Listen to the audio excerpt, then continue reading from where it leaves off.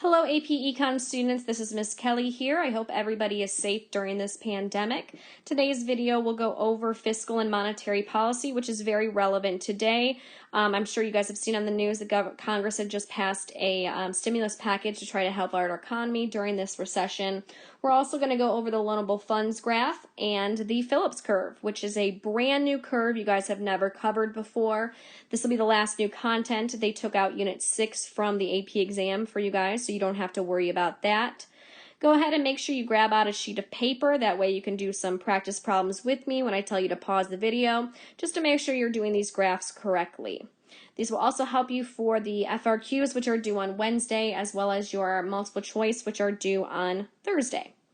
Bear with me here. I'm using my finger on the iPad compared to a writing pen, because my pen does not come until Monday. So it's going to be a little sloppy. So make sure you're listening to what I'm saying as well as watching it on the video. So the first thing we're going to talk about is fiscal policy. Fiscal policy is what the government does to try to, for example, during this time, try to stimulate the economy.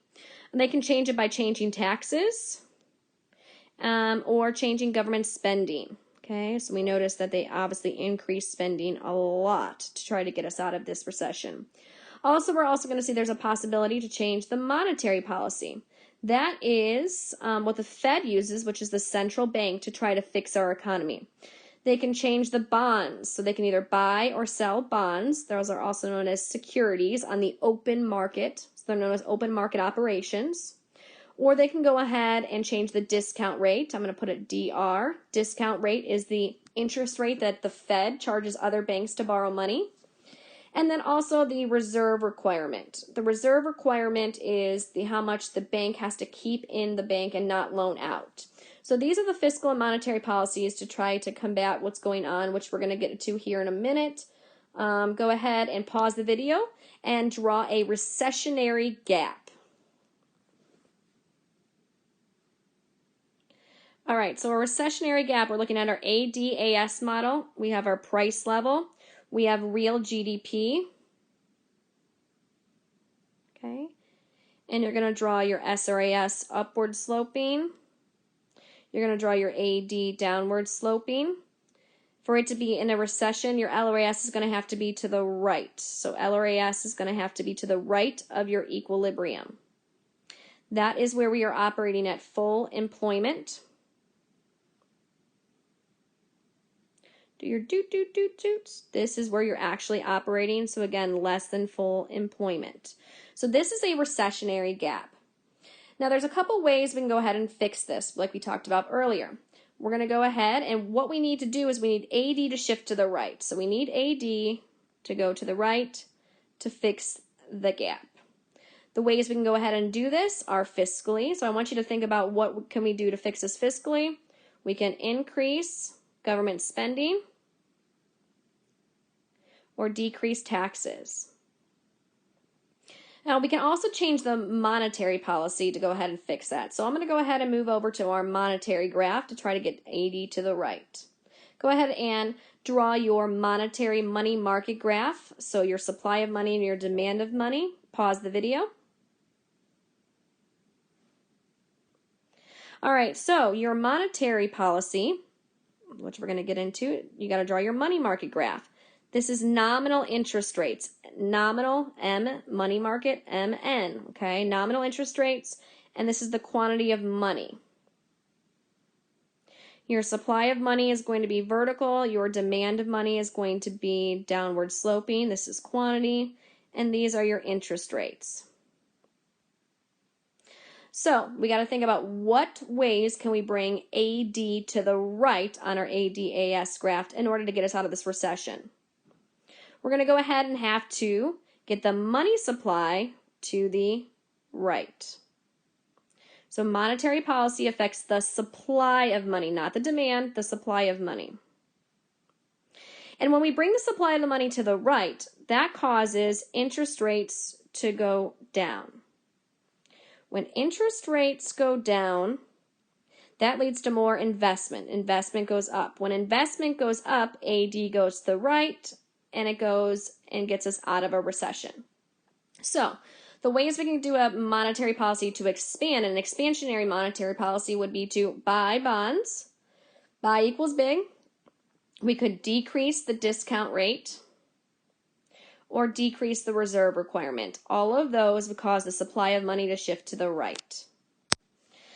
Now, let's just say, for example, instead of a recession, you went ahead and you guys were in an inflationary gap. The only difference on there, it's basically opposite for everything. So, for an inflationary gap, I'll just do this one very quick on here. An inflationary gap, your LRAS is to the left of the equilibrium. So you need your this is AD, SRAS, PL, GDPR, just doing it real fast, LRAS, YF. You need your AD to shift to the left for an inflationary gap. So your money graph, you would need your supply of money to decrease. So if your supply of money decreased, that means you would sell bonds to fix this inflationary gap. You would increase the RR. You would increase the discount rate. Fiscally, so those are the monetary policies. Fiscally, you would have to increase taxes and decrease spending. So that kind of gives you just a refresh of our fiscal and monetary policies. While we're at it here, we'll talk about, let's say, for example, let's go back to a recession, and the government needs $100 billion to fix our recession. Let's say, for example, they need $100 billion. They give you that the MPC is 0.75. All right, I want you to pause the video. Tell me how much we actually need to change in government spending to fix the gap. And also figure out how much we would need to change in taxes to fix the gap. Go ahead and pause the video. All right, so how you would go ahead about this problem is the multiplier effect tells us that it's 1 over MPS will give us the multiplier. So that means 1 over 0.25, because if your MPC is 0.75, 1 minus 0.75 will give you the MPS, which is 1 over 0.25 there. So your multiplier is 4. That is for the government spending multiplier. So if the government spending multiplier is 4, we need, that keyword is need, 100 billion. You're going to go ahead and divide. So it'd be 100 divided by 4, which means you actually need to change government spending by 25 million. Okay? But the tax multiplier is not as strong as the spending multiplier. That's because some people save money. So for taxes, it's going to be 1 less and negative. So for example, the multiplier is going to be 3. So you're going to go 100 divided by 3. So you really need 33.33, repeated million to fix the gap. But where does that negative come in? Let's look. In order to get AD to the right to fix the recession, you are going to need to decrease taxes by 33.3 million, and so forth. So that's going to fix our gap there with the taxes. The negative is the decrease in the taxes. But let's go ahead and say you got a problem that didn't say need 100 billion. Let's go ahead and say we had a problem that says that we spent, or we spend 100 million or billion. I don't know what we had before. Let's say it's 100 million, okay? So if we spend 100 million and the multiplier will stay as the same as 4 from before, the spending multiplier is 4, so we actually went ahead and changed spending by 400 million, okay? And then instead of spending, we say we changed taxes by 100 million, okay? That would result in 3 times 100. Let's say we, let's go back on there and say we decrease taxes by 100 million. That would be an expansionary policy of 300 million, okay? All right, let's go ahead and get into the loanable funds market. I want you to go ahead and pause the video and draw me a graph for the loanable funds market. All right, so what you're going to go ahead and see is This is going to be real interest rates for the loanable funds. Real interest rates are the loanable funds, not nominal like the money graph. And this is going to be quantity of loanable funds. You're going to have your downward sloping demand of loanable funds. You're going to have your upward sloping supply of loanable funds. And then you have your equilibrium and your interest rates. All right, so there's two different ways here we can affect the demand of loanable funds, and that is going to be through deficit spending. What we're doing right now, we are spending more than we actually are taking in for tax revenue, so deficit spending.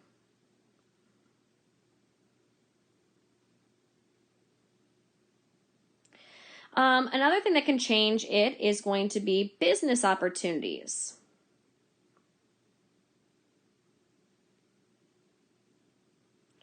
But usually, guys, if your aggregate demand is shifting to the right, like they're spending money and so forth, if aggregate demand is shifting to the right, most likely you're going to see that demand of loanable funds to shift to the right or shift to the left based on there. You can also see the supply shifts. So we have supply shifts. The biggest one is savings, supply savings. Okay. Meaning if people are saving more, then the supply of loanable funds are going to increase because they're putting more money into the bank to save. Another thing is capital inflows. That means if other countries go ahead and invest in America, that means they're putting their money here in America, and then we have more supply of loanable funds. Another thing you guys can think about here is think about back to that money graph. Remember our money graph? The supply of loanable funds. If the supply of money goes ahead and increases, that means we have more supply of loanable funds. So they kind of go hand in hand there. All right, so I'm going to go ahead and show you all those three graphs then. Again, they might have all the labels in doo-doots just because my finger is not the best on here for accuracy. All right, so we have our AD and AS model. We have our SRAS. We have our AD, PL, GDPR. All right, then we have our money graph, which is our supply of money, demand of money, quantity of money, and we have our nominal interest rates. And then over here we have our loanable funds, supply of loanable funds, demand of loanable funds. This is the real interest rates. And this is the quantity of LF, loanable funds. That's quantity of money. All right. So we have our graphs right here. Let's say, for example, the government deficit spends. Remember, if the government deficit spends, that's going to cause AD to shift to the right. It's going to cause the demand of money to shift to the right. Because remember, government deficit spending is going to be a fiscal policy, which affects AD, the demand of money, and the demand of loanable funds. All right. Just as a side note, make sure that you remember that nominal interest rates or the interest rates and bond prices. So interest rates, say for example, interest rates go up in this example. If interest rates go up, that means bond prices go down. Bond prices go down. They're inversely related. Okay. The last little content of review is going to be crowding out. Now what crowding out is, let's go ahead and write that out. Crowding out. What crowding out is when the government borrows money, okay? This leads to higher interest rates we just saw on the last page. So let's go back to that real fast. All right, so when the government borrows money, when AD went to the right, the demand of money went to the right, causing interest rates to go up. Okay, when interest rates go up, what do we know about that? Let's go back over here.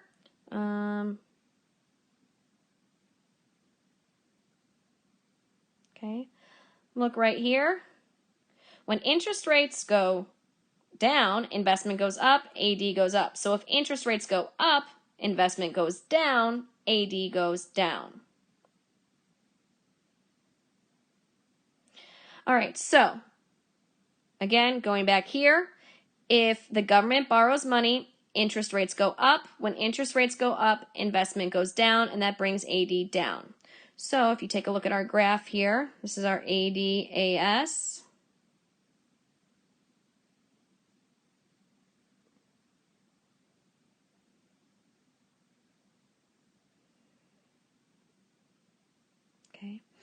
So crowding out is when we deficit spend, causing AD to go to the right.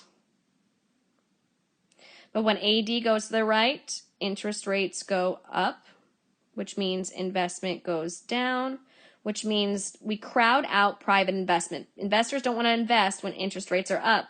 So then your AD goes back down. It doesn't go back down the entire way because it doesn't crowd out all of the investment, but it makes it go back down. So that is crowding out. All right, our last set of notes for today are the Phillips curve. This is the brand new graph I've been talking about. So first off, though, we're going to go ahead and draw our ADAS graph over here.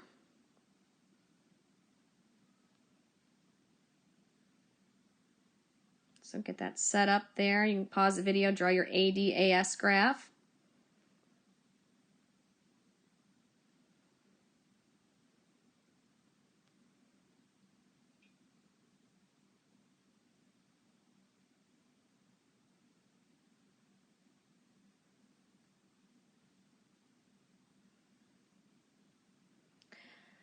All right, now your new graph is going to be the Phillips curve.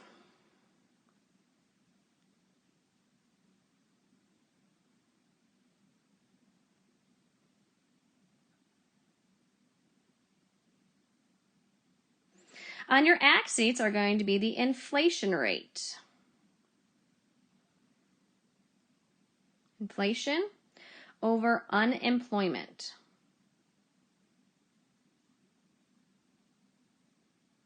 Ran out of room there, but that's unemployment. So the Phillips curve is going to talk about the inverse relationship between inflation and unemployment. That's what the SRPC is, inversely related there. So that means when the short run Phillips curve, okay? SRPC stands for short run Phillips curve. And again, they're inversely related from inflation and unemployment. When inflation is high, unemployment is low. When inflation is low, unemployment is high. Then you have your long run Phillips curve, LRPC. We're going to see the axes are there. It's inflation rate and unemployment rate. So this is usually a percentage. It's a percentage because it's a rate. So they'll usually give that for you on there. The LRPC is also known as the NRU, the natural rate of unemployment. So remember when we have our LRAS, that is where full employment is, that is also known as the natural rate of unemployment. So this curve really kind of mimics the LRAS. The SRPC is going to basically be determined based off our ADAS graph, which we'll get here into in a minute. All right, I also want you to add actually on here the LRAS here. Okay, so our LRAS, our first point there, this is point A. This is when we're at full employment. And if it's over here, point A, that is full employment. So A is full employment. Now I will go ahead and give you a scenario. Let's say, for example, we increase government spending. So we're going to put point B, Point B is going to be increasing government spending. So go ahead and move your AD curve to the right.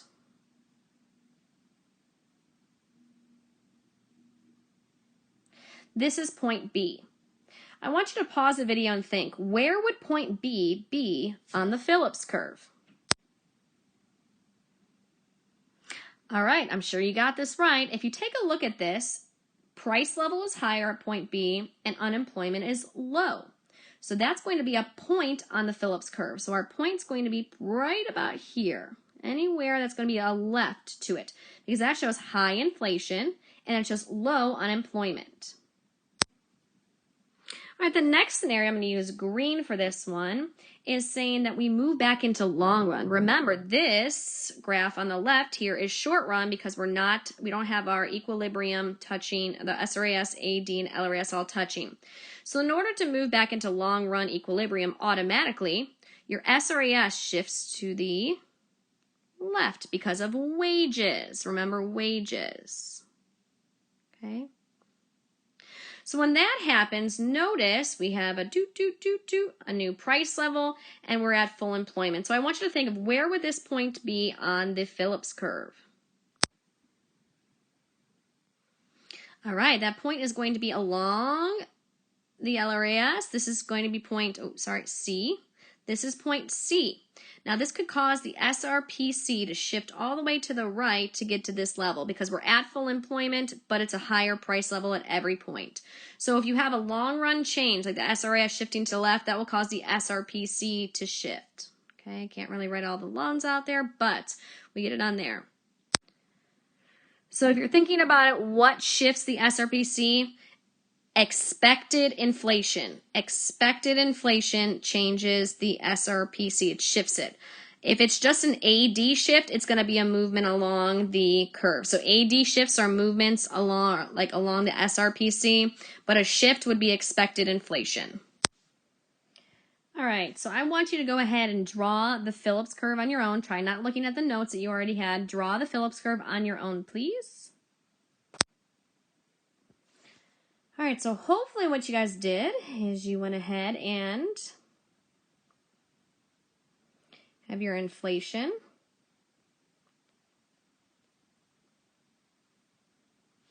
And you have unemployment.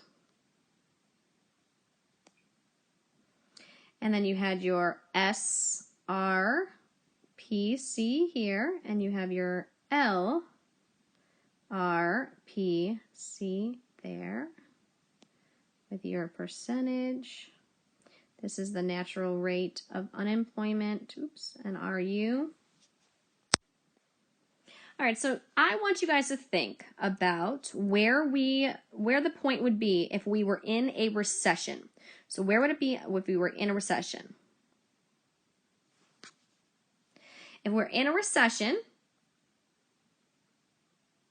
it is going to be very, very high unemployment. So our point would be over here. So A would be at a recession. If we are at full employment, we'd be right here at that B that we did when we first labeled it. If we were in an inflationary gap, we'd be at point C. Point C right there. Remember, the only thing that's going to shift the SRPC is going to be expected inflation. Sorry, can't speak right now, towards the end of the video. So expected inflation is going to shift the SRPC to the right if we expected or increasing and so forth. But what shifts the LRPC? So let's look at the LRPC. That is very similar to the LRAS. So think about it. If something shifts the LRAS, it's going to shift the LRPC on there. So those would be things like increase in technology would shift the LRAS to the right, and the LRPC would shift to the right. Or if there's an increase in the amount of resources found out there, that would also change the LRAS, which also would change the LRPC. I would definitely make sure that you do know the Phillips curve. I've seen it on many different FRQs. Again, this will be new this year. I don't know exactly their format this year, but make sure that you do know the Phillips curve and do some practice on that. Sorry again that this was so sloppy. I will be getting my little pen to be a little bit more accurate, hopefully, on Monday for the future videos. But hopefully this is something that you can use as a resource to kind of review. I will be creating a video for the FRQ answers that will be posted on Thursday, so you guys can go ahead and check it, and I'll explain how to get all of the answers for that. I look forward to seeing you guys on some Zoom sessions. Make sure you at least attend one during the week. If you have any questions, feel free to email me or Edsby message me anytime, and I will see you guys soon. Hopefully you enjoyed the video and learned something, and it wasn't too messy. Have a great day. Bye.